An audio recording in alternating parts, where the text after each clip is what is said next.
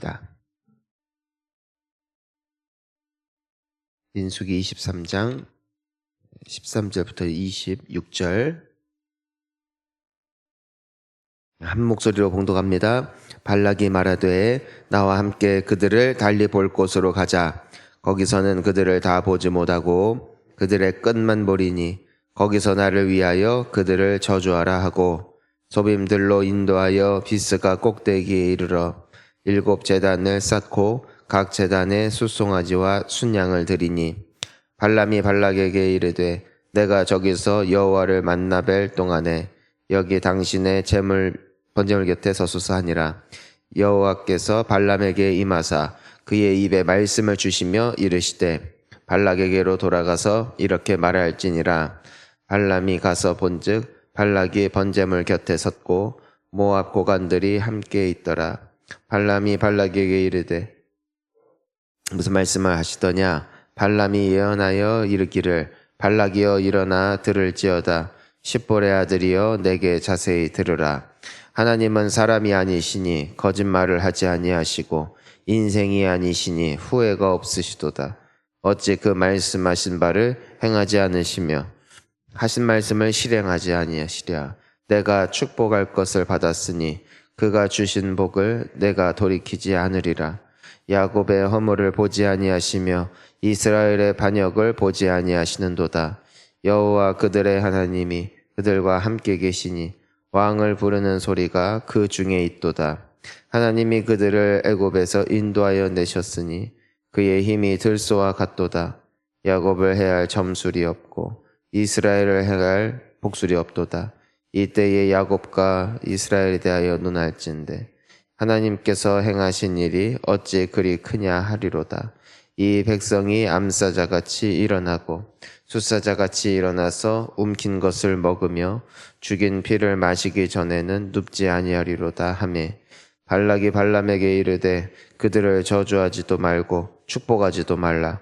발람이 발락에게 대답하여 이르되 내가 당신에게 말하여 이르기를 여호와께서 말씀하신 것은 내가 그대로 하지 아니할 수 없다고 하지 아니하더이까. 아멘.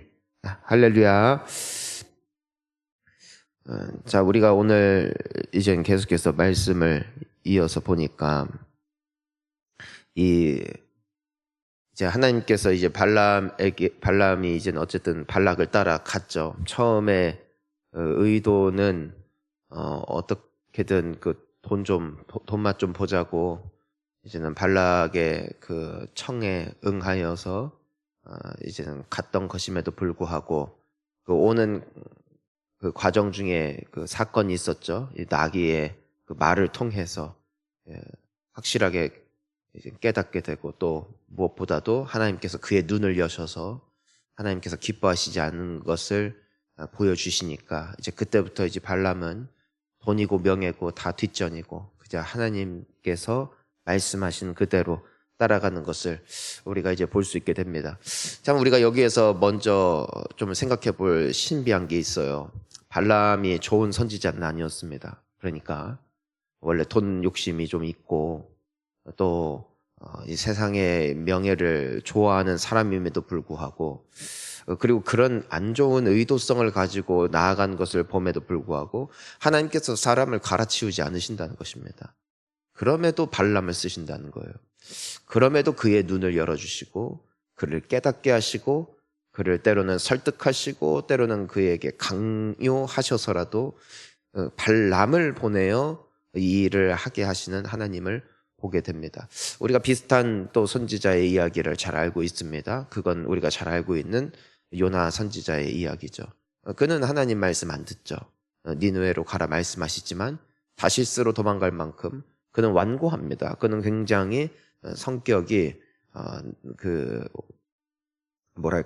남이 하나님이시라도 나의 어떤 뜻과 딱 맞지 않을 때 그것에 대해서 부대낌을 느낀다고 하여서 그것을 또한 표현할 줄 아는 그런 선지자예요. 하나님 입장에서 보면은 상당히 다루기 만만치 않은 사람이란 말입니다. 말 잘 듣고 잘 하는 사람들이 얼마나 많이 있겠어요. 하지만 하나님은 기어이 요나를 부르시죠.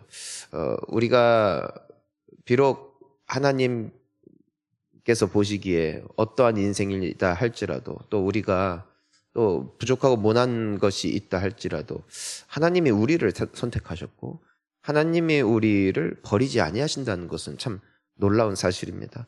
하나님의 뜻과 계획은 우리의 어떤 성정과 우리의 어떤 됨됨이에 따라 좌지우지되는 것이 아니라 하나님의 정하신 뜻은 영원토록 변치 않는 줄 믿습니다. 그러니까 우리를 통해서 받고자 하시는 영광을 기어이 받아내시더라고요. 우리를 연단하시고 우리에게 말씀하시고 때로는 은혜 주시고 때로는 우리의 삶에 적절한 연단도 주셔서 우리로 하여금 하나님의 뜻에 합한 자로서 쓰여지는 거 말이에요. 그러니까 오늘 발람이 이제 어제 우리가 본문을 통해서도 보면은 발람이 귀한 예언을 했고 오늘도 말씀을 보니까 하나님께서 주시는 말씀을 그대로 대언한다고요. 발락에 돈 많이 준다고 데려다 놨는데 그 앞에서 하나님께서 주신 말씀 그대로 선포하고 예언하고 있는 이 발람의 모습을 보노라면은 우리가 깨달아야 되는 것이죠. 이것은 발람의 순종의 그 결과인가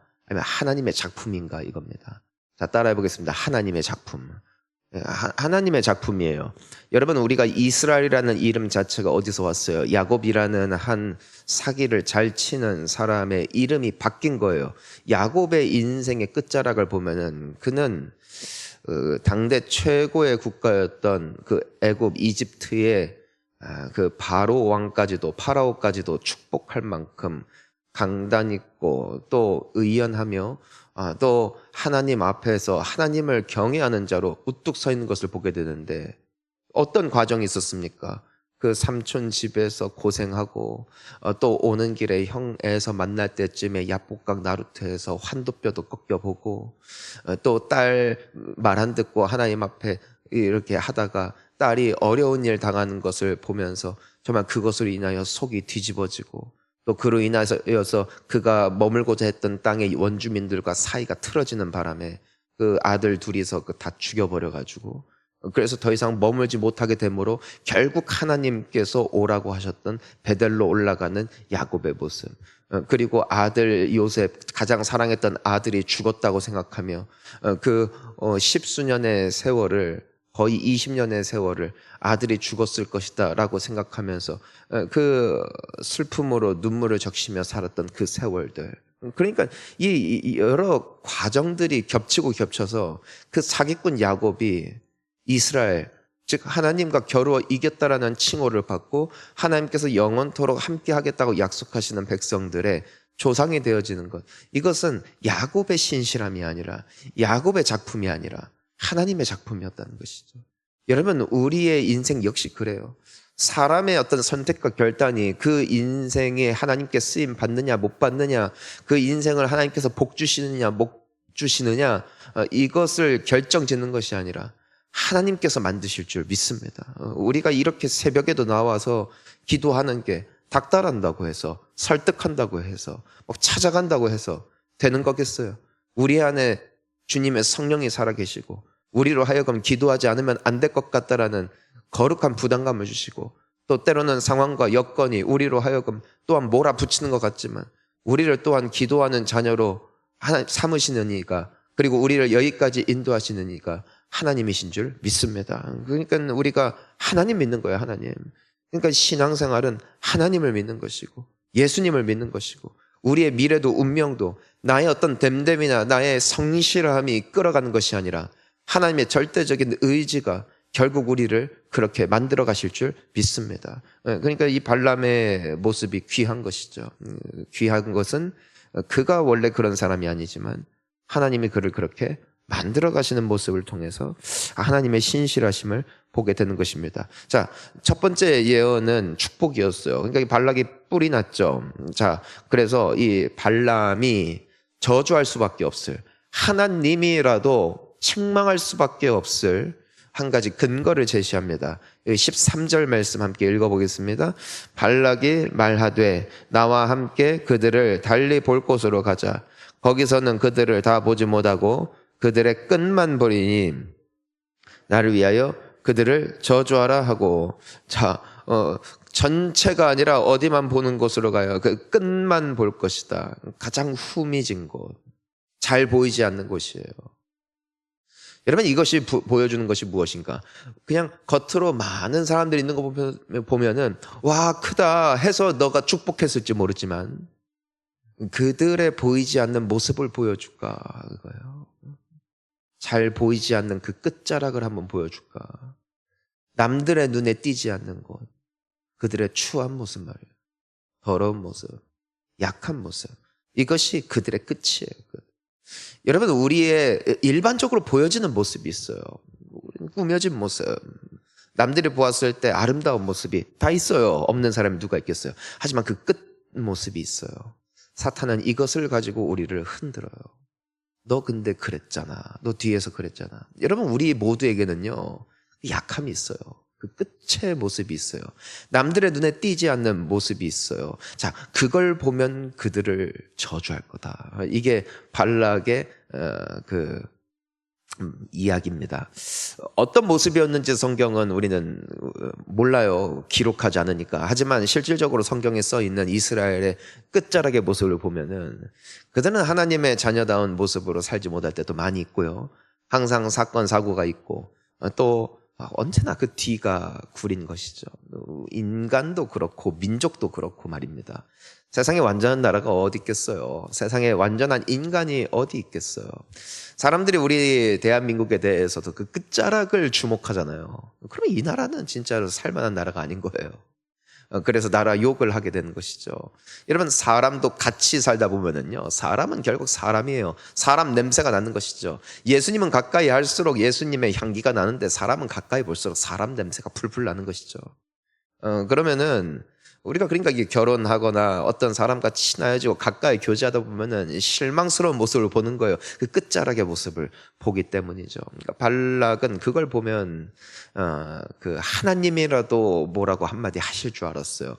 왜냐면은 이방인인 발락이 보더라도 하나님의 백성이라 일컫는 이 백성들의 끝자락의 모습이 그렇게 아름답지 않았기 때문입니다. 자, 그래서 발람이 기다려라, 내가 하나님 앞에 여쭤보겠다 하고 하나님께서 주시는 말씀을 가지고 다시 돌아옵니다. 자, 그런데 이 하나님이 발람을 통하여 주시는 그 예언의 말씀이 무엇입니까? 우리가 19절부터 보니까 한번 읽어볼게요. 19절부터 시작. 하나님은 사람이 아니시니 거짓말을 하지 아니하시고 인생이 아니시니 후회가 없으시도다.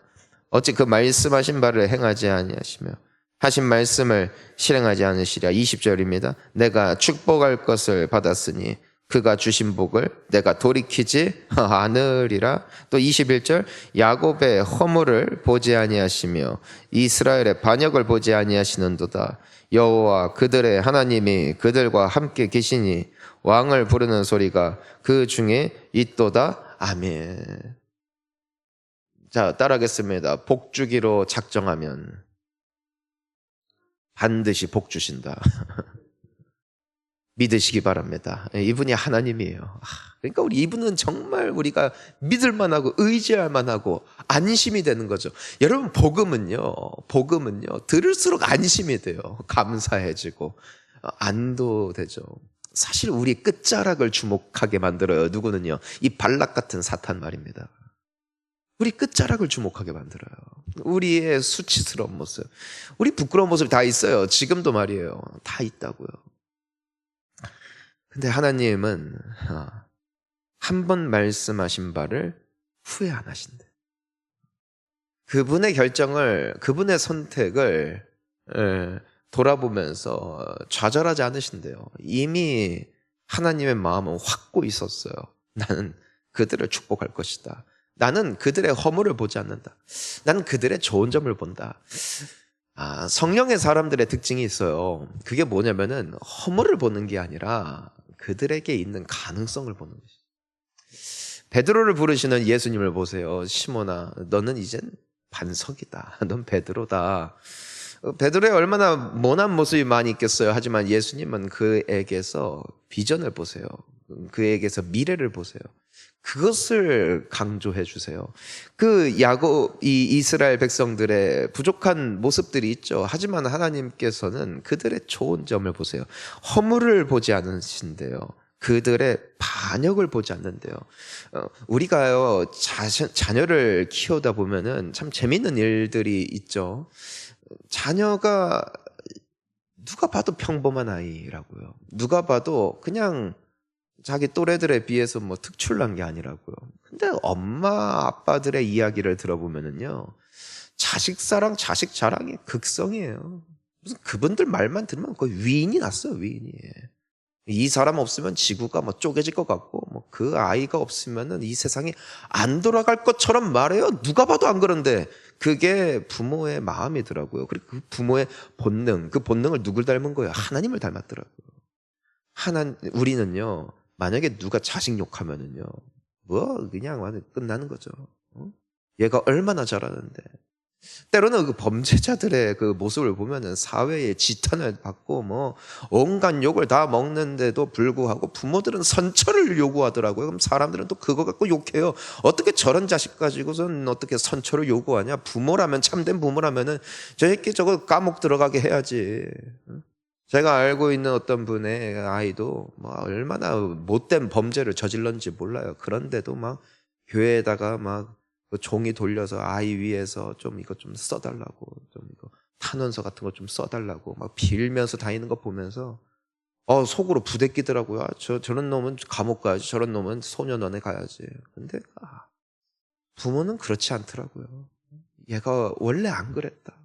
근데 내가 잘못 키웠다, 혹은 뭐 이런 어려움이 있기 때문이다라면서 막 감싸고 도는 것을 보면서, 야, 저게 하나님이구나.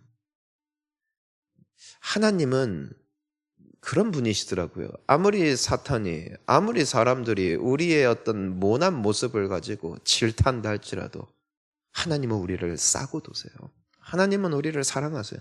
이게 너무 감사한 거예요. 만약에 누군가가 우리에 대해서 정죄하는 목소리를 내고 하나님 봐도 이건 아니지 않습니까? 할 때 하나님은 오늘 이 이스라엘을 향한 그 발람을 통하여 보여주시는 예언과 동일하게 말씀하세요. 난 그들의 허물을 안 본다.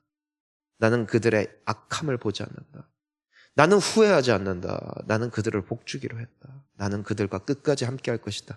이 하나님의 의지, 우리를 향한 또 동일한 하나님의 사랑이신 줄 믿습니다. 얼마나 감사한지. 우리를 빚어가시고 우리를 떠나지 아니하시고 끝까지 우리와 함께하사 결국 복된 자녀 삼으실 주님을 찬양합니다. 앞으로도 이 주님 바라보면서, 우리 주님 감사하면서 이 믿음의 길을 잘 걸어갈 수 있는 저와 우리 모든 성도님들 되실 수 있기를 주님의 이름으로 축복합니다.